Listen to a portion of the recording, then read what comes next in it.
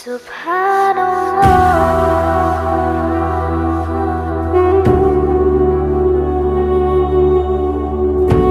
مدینہ منورہ تشریف لے گئے۔ یہ وہ مقام ہے جہاں پر آپ صلی اللہ علیہ وسلم آرام فرما رہے۔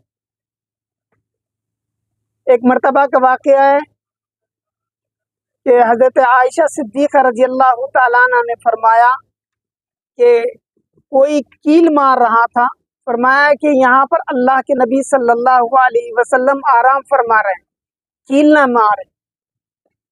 یہ وہ مقام ہے جہاں پر ہر چیز کو ہم برداشت کرنا پڑے گا۔ ہمارے اسلاف کا یہ معمول رہا ہے کہ مدینۃ المنورہ میں داخل جیسا ہوتے ہیں تو اپنی جوتیاں اپنے سر پر اٹھا کر رکھ لیتے ہیں، اس لیے کہ اللہ کے نبی صلی اللہ علیہ وسلم کا قدم مبارک کہیں اگر سے پڑ جائے، ان کے قدم پر ہمارا قدم نہ پڑ جائے۔ اسی لیے ادب و احترام کی وجہ سے ہمارے اسلاف کا معمول تھا کہ وہ اپنی جوتیاں کو اپنے سر پر رکھتے یا اپنے سینے سے لگا لے، سینے سے باندھتے۔ اسی لیے آپ حضرات سے میری درخواست ہے، ہم مدینۃ المنورہ کی حاضری پر نکلے ہیں، روزہ اقدس کی ہم پر ہماری حاضری ہوگی، ہم اس کا احترام کریں کہ ہم کو جو بھی وہاں پر تکلیف ہو کسی کو ہم ظاہر نہ کریں۔ ہم بھوکے بھی رہیں کہ ہم یہ نہ کہیں کہ ہم بھوکے ہیں، ہم کو کھانا نہیں ملا، ہم کو پانی نہیں ملا۔ اگرچہ کسی کو کھانا مل جائے یا نہ مل جائے، ہم اس کا شکر ادا کرنا چاہیے۔ مدینۃ المنورہ کا ایک واقعہ ہے کہ ایک ہندوستانی یا پاکستانی کا واقعہ ہے، وہ عالم دین تھے، کھانا کھایا اور دسترخوان کو جھٹک دیا کھڑکی کے اندر سے، اور ایک آیا غریب بچہ آنے کے بعد وہ دسترخوان کے اندر جو کھایا ہوا تھا، جو بچہ کچا تھا، اس کو اٹھا وہ کھا لیا۔ تو وہ عالم دین نے اس کو دیکھا کہ یہ بچہ ہم تو کھانا کھا لیا اور دسترخوان کا اٹھا ہوا ہے، وہ کھانا کھا رہا ہے۔ وہ نیچے آئے اپنی بلڈنگ سے اور اس بچے کو پکڑا اور فرمایا کہ تم یہاں ہندوستان یا پاکستان ہمارے ساتھ چلو گے، ہم تم کو اچھا سا کھانا کھلائیں گے، اچھا سا پنائیں گے، اچھا سا رہنے کے لیے دیں گے آپ کو، اور اچھا سا ہم پڑھائیں گے۔ اس بچے نے یہ کہا اس شخص سے کہ میں اپنی ماں سے اجازت مانگنا چاہتا ہوں۔ تو وہ بچہ گیا اور وہ عالم دین کا ہاتھ پکڑا، اور پکڑنے کے بعد تھوڑی دیر کے بعد کہا کہ میں اجازت مانگ کر آتا ہوں۔ پھر گیا، پھر واپس آیا، پھر اس عالم دین کا ہاتھ پکڑا اور آپ صلی اللہ علیہ وسلم کے روزے اقدس پر لے کر گیا۔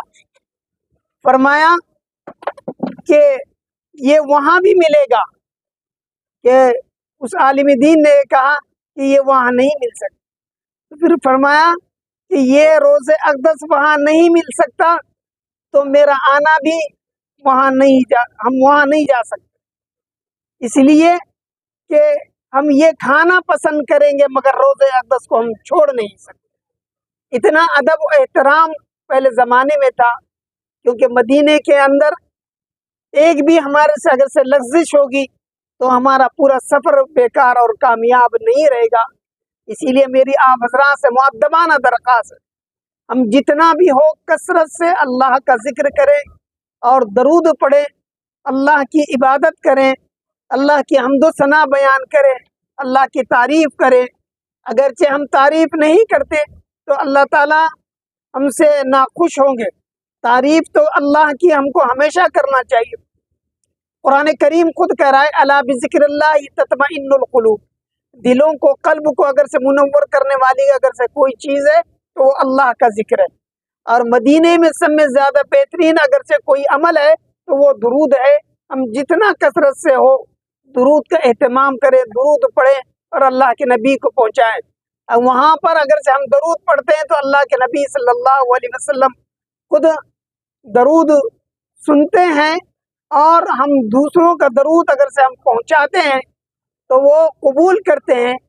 اور آپ حضرات سے میری ایک درخواست ہے، جن احباب کو، ہمارے دوست احباب یا اہل خاندان میں سے جن احباب نے درود بھیجنے کے لیے کہا کہ ہمارا سلام کہہ دینا، ہمارا درود کہہ دینا، تو ہم وہاں تک پہنچا دیں اللہ کے نبی صلی اللہ علیہ وسلم کو کہ فلاں شخص نے آپ کو سلام کہا ہے، درود کہا ہے۔ ایک مرتبہ کا واقعہ ہے، ایک شخص کو کسی نے درود بھیجنے کے لیے کہا اور وہ حج کا موقع تھا کہ وہ شخص درود پہنچانا بھول گئے۔ مدینہ منورہ سے پھر حج کے لیے مکہ المکرمہ تشریف لائے، آدھا راستہ پار ہو چکے تھے، پھر یاد آیا کہ اس شخص کا درود میرے اوپر ہے کہ میں درود اللہ کے نبی صلی اللہ علیہ وسلم کو نہیں پہنچایا۔ پھر اسی طرح آپ نے واپس ہوئے، پھر مدینہ المنورہ میں روز اقدس پر حاضری دی، پھر فرمایا کہ اللہ کے نبی صلی اللہ علیہ وسلم اس شخص نے آپ کو درود بھیجا ہے، آپ قبول فرمائے۔ اس کے بعد ان کو مسجد نبوی کے اندر نیند لگی، آرام کا وقت ہو گیا۔ قافلے والوں نے یہ کہا تھا کہ حج کا موقع ہے، آپ واپس نہیں آ جائیں گے، میرے اوپر یہ حق ہے اور میرے اوپر یہ قرض ہے کہ میں اللہ کے نبی صلی اللہ علیہ وسلم کو درود اگر سے نہیں پہنچاؤں گا تو میں گناہ گار ہوں گا۔ تو مسجد نبوی میں ان کو نیند لگ گئی۔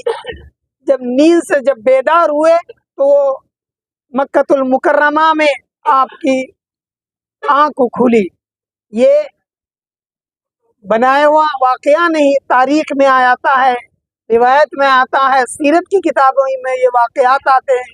اسی لیے آپ حضرات سے درخواست ہے کہ اللہ کے نبی صلی اللہ علیہ وسلم کو جتنا بھی ہو کثرت سے ہم وہاں پر درود پہنچائیں، اپنے خاندان کا، اپنے بزرگان دین کا، یا دوست احباب کا، یا اپنے ماں باپ کا، جو بھی احباب درود بھیجا ہے ان کا نام لے کر کہیں کہ یہ شخص نے آپ کو درود بھیجا ہے، یہ سلام بھیجا ہے، وہ ہم کو پہنچانا ہم پر فرض ہے، واجب ہے، کیونکہ ہمارے اوپر ایک قرض رہتا ہے۔ اگرچہ ہم نہیں پہنچائیں گے تو ہم گناہ گار ہوں، کیونکہ اللہ کے نبی صلی اللہ علیہ وسلم کے روزہ اقدس ہے، وہاں پر وہ درود وہ خود سنتے ہیں۔ اگرچہ ہم اپنے ہندوستان میں رہ کے ہم درود اگرچہ وہاں سے بھیجتے ہیں تو فرشتے پہنچاتے ہیں، مگر جب ہم اللہ کے نبی صلی اللہ علیہ وسلم کے روزے اقدس پر کھڑے ہو کر ہم درود پڑھتے ہیں اور اللہ کے نبی صلی اللہ علیہ وسلم ہمارا درود کو سنتے ہیں۔ درود بہت بڑی چیز ہے۔ ملا علی جامی علیہ الرحمہ ایک بہت بڑے بزرگ تھے،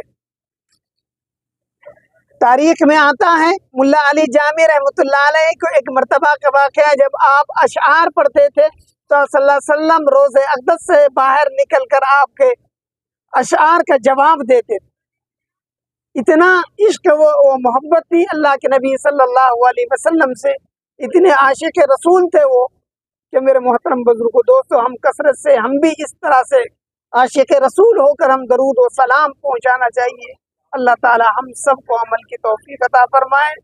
اگرچہ ہم سے کوئی بھی وہاں پر اگر سے غلطی ہو جائے، ایک دوسرے کو معاف کریں، اونچی آواز سے بات بھی نہیں کریں، ہماری نگاہیں نیچے ہونا چاہیے، اونچی نہیں ہونا چاہیے وہاں پر، کیونکہ اللہ کے نبی صلی اللہ علیہ وسلم آرام فرما رہے ہیں، کیونکہ وہ مقام بہت اونچا مقام ہے۔ اسی لیے ہم سے اگرچہ کوئی کھانے پینے میں اگرچہ غلطی ہو جائے یا کمی و بیشی ہو جائے، ہم اس کو معاف بھی کرنا چاہیے، ہم کسی چیز کو وہاں کے نام نہیں رکھنا چاہیے۔ اور ہمارے پیر ذوالفقار صاحب نقش بندی دامت برکاتہم علیہ الرحمٰن نے خطبات ذوالفقار میں لکھا ہے، مدینہ المنورہ میں ہم خرید و فروخت کرتے ہیں۔ مدینے میں اگر سے کسی نے کہا کہ 10 ریال تو 10 ریال میں ہی لینا چاہیے، ہم کو 9 ریال کا مطالبہ نہیں کرنا چاہیے۔ یہ مدینے کے آداب میں سے ہے، اسی لیے اللہ تعالی ہم سب کو عمل کی توفیق عطا فرمائے۔ وآخر الدعوانا الحمدللہ رب العالمین۔